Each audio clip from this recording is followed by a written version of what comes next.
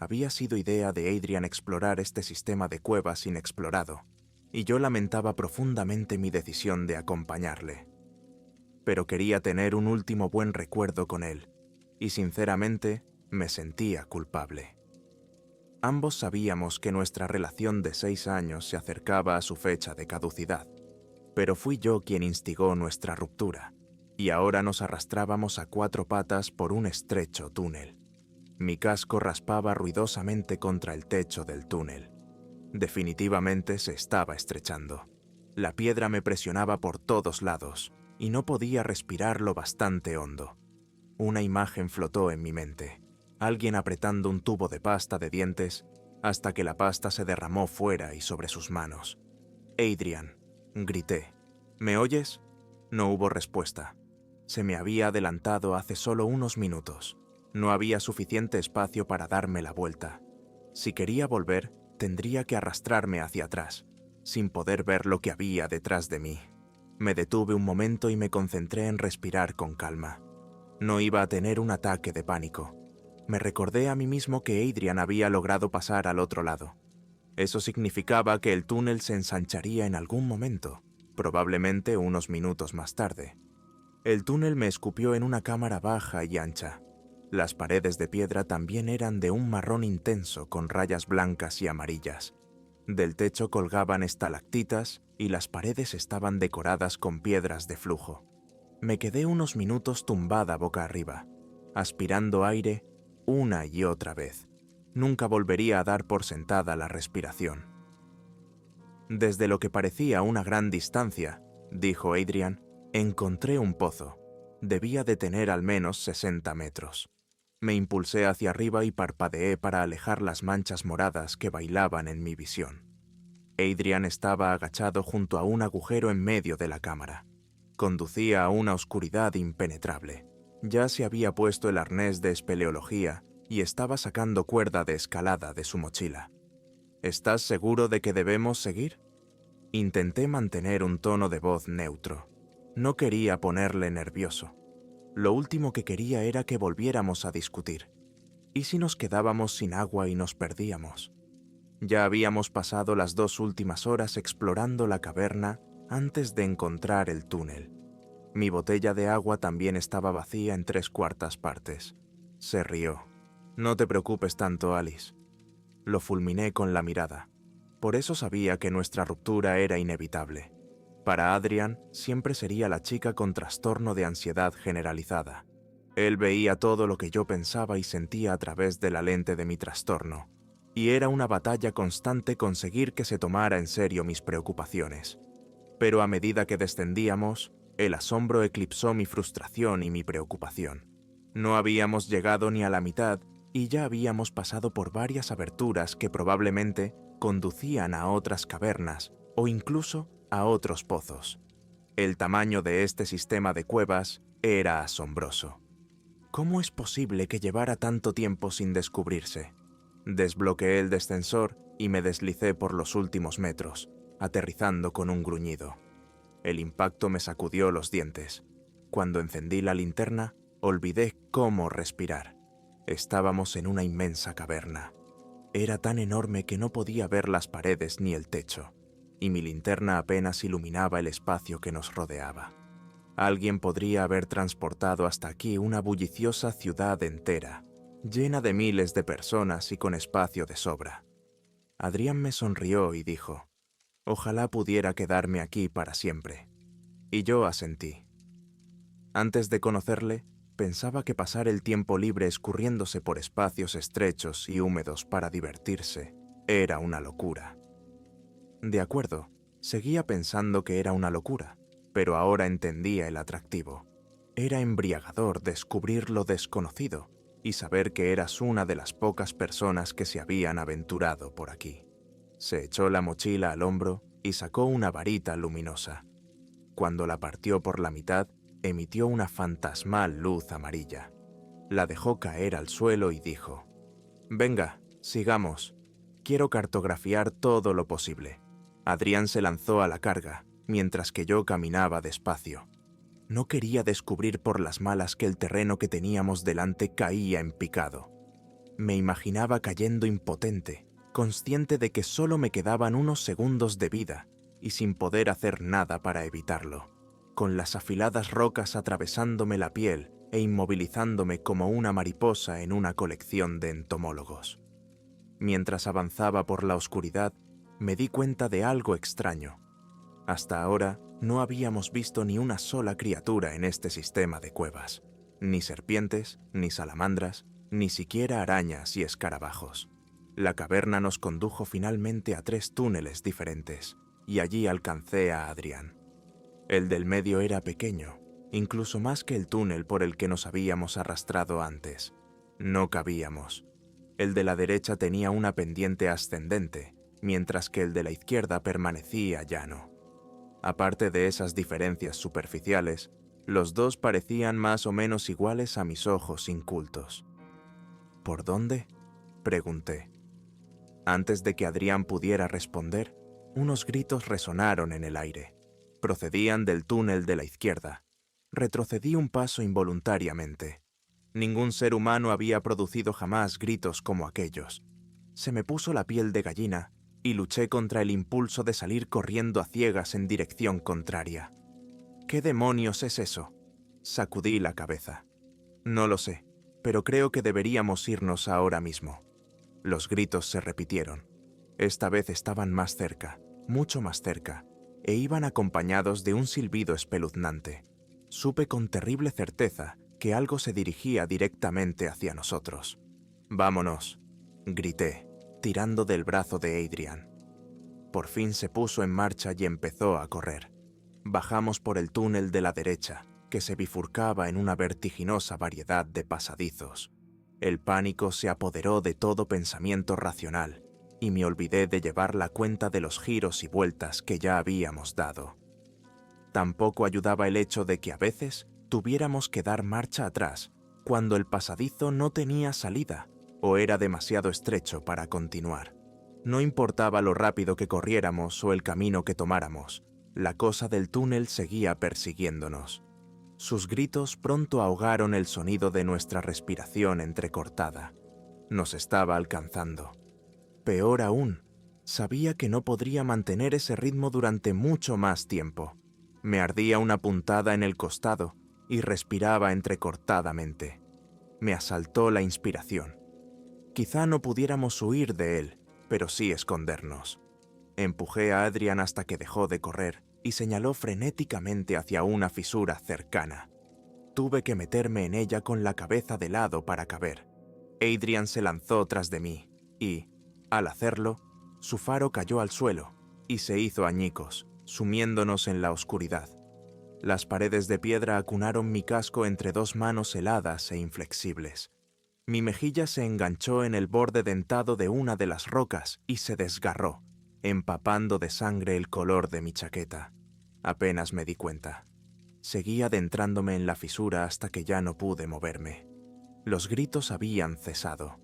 En algún momento, quizá ya se habían ido. El miedo me robó el aliento de los pulmones. Miedo de que en cualquier momento algo con garras afiladas nos sacara de nuestro escondite, con la misma facilidad con la que un cuervo arranca un ojo de la órbita de alguien. Se oyó un resoplido.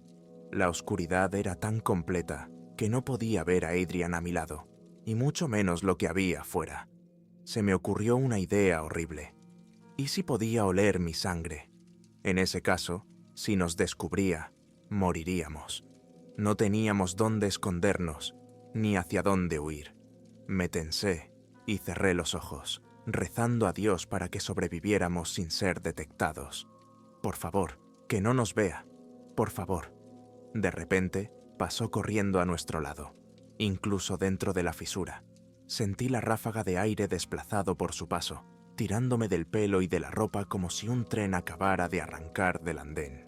Las rocas caían al suelo. Intenté con todas mis fuerzas no pensar en lo grande que debía de ser.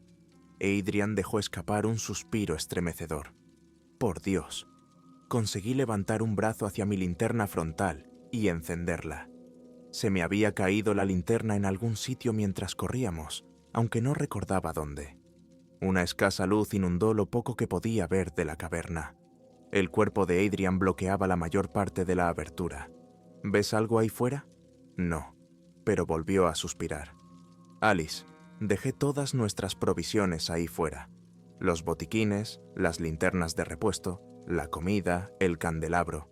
Está todo dentro de mi mochila y no lo traje con nosotros. No pasa nada. Está bien. ¿Recuerdas el camino de regreso? ¿O deberíamos quedarnos aquí y esperar a que alguien nos encuentre?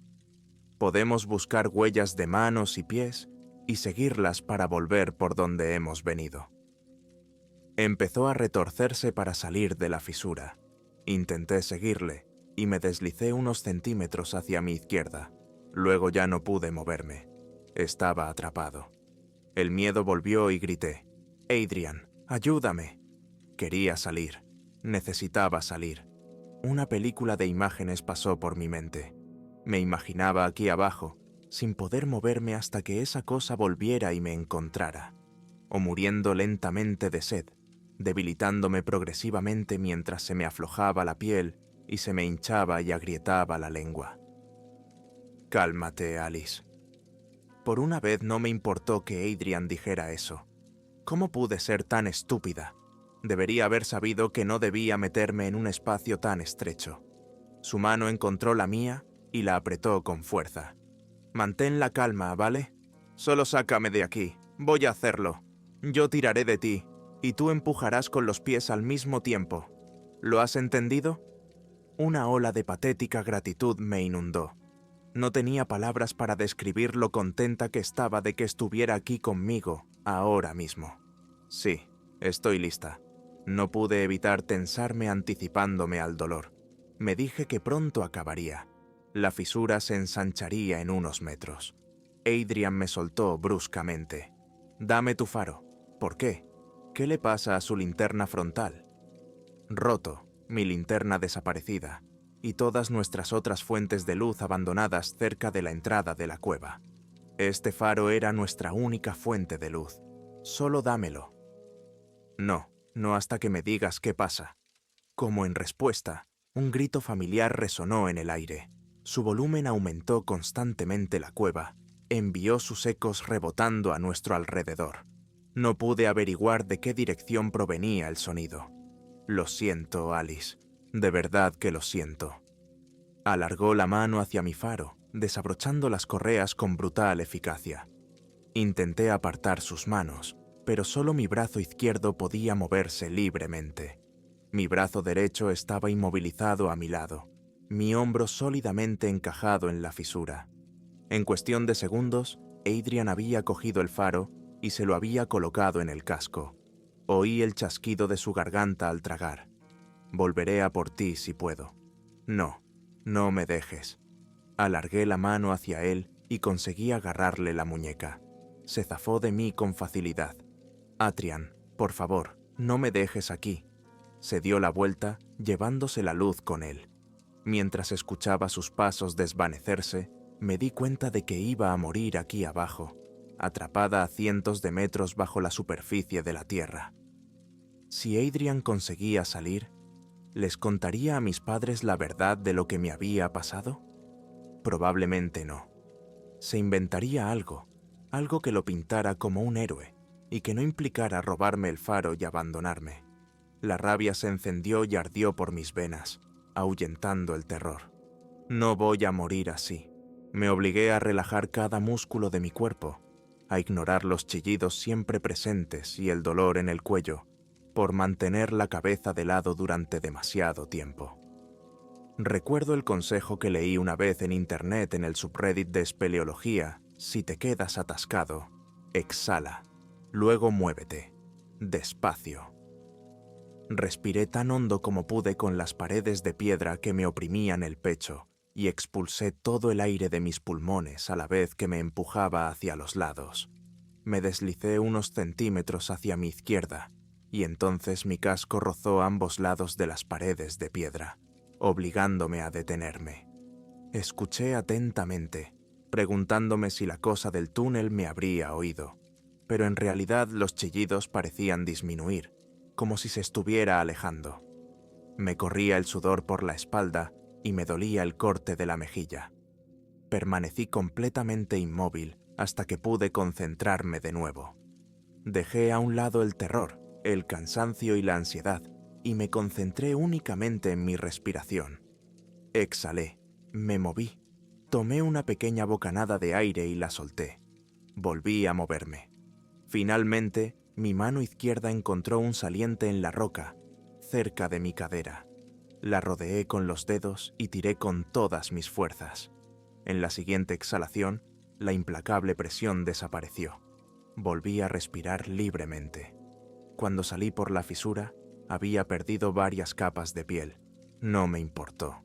Me desplomé, temblando incontrolablemente de alivio.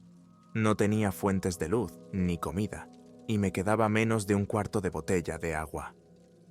Tampoco tenía forma de mantenerme caliente, porque nos habíamos dejado las velas y las bolsas de plástico en la mochila de Adrian. Miré a mi alrededor, sabiendo que era imposible que mi vista se adaptara a la oscuridad cuando estaba bajo tierra. En cambio, mis otros sentidos parecían haberse agudizado para compensar. Podía oír cada susurro en la oscuridad, cada guijarro que golpeaba, y podía sentir el viento contra mi espera. El viento. Giré lentamente en mi sitio, intentando localizar de dónde procedía la corriente de aire.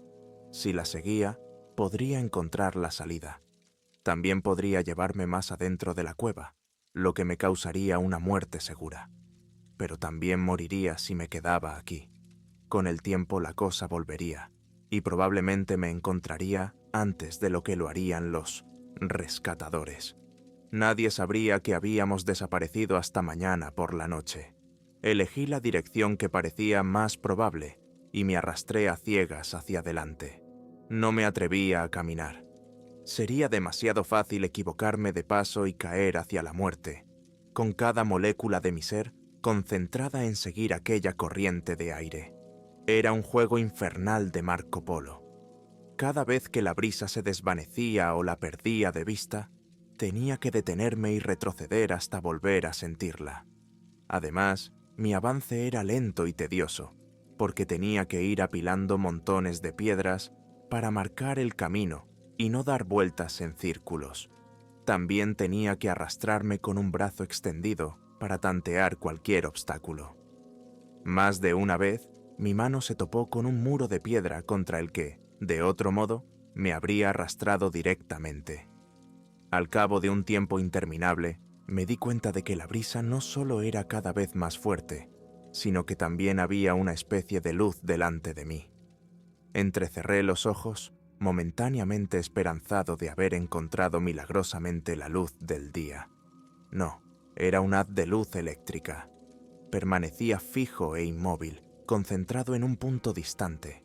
Tenía muchas ganas de correr hacia él, pero me obligué a seguir avanzando a paso de tortuga, a pesar de que no podía ver la fuente de luz y seguía estando demasiado oscuro para distinguir lo que me rodeaba. Evidentemente, sospechaba que me movía por otra inmensa caverna. Dios, si alguna vez conseguía salir de aquí, no quería volver a ver una cueva. Diablos, vendería mi equipo de escalada y lo quemaría todo. El suelo era extrañamente irregular. Tenía que trepar por enormes rocas lisas que tenían pequeños agujeros en su interior. El aire entraba en ellas y parecían moverse bajo mis manos y pies. Cuando por fin el suelo se niveló, me levanté y pasé por encima de algo que crujía bajo mis pies. La luz reveló a alguien que estaba sentado contra la pared de la caverna, anormalmente quieto. Su rostro, pálido y sudoroso, permanecía fijo hacia lo que iluminaba su faro. Estaba vivo. Pude ver cómo subía y bajaba el pecho al respirar. La rabia y el rencor se apoderaron rápidamente de mi compasión. Por lo que a mí respecta, Adrian merecía correr la misma suerte que yo. Me acerqué y le quité el faro del casco, mientras me limpiaba las manos distraídamente. Estaba extrañamente pegajoso. Después de asegurar el faro, incliné la cabeza hacia abajo para iluminar a Adrian con mayor claridad y grité.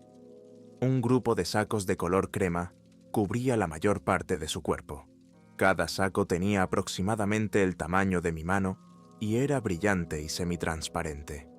Mientras observaba, el saco que abultaba su estómago se estremeció ligeramente.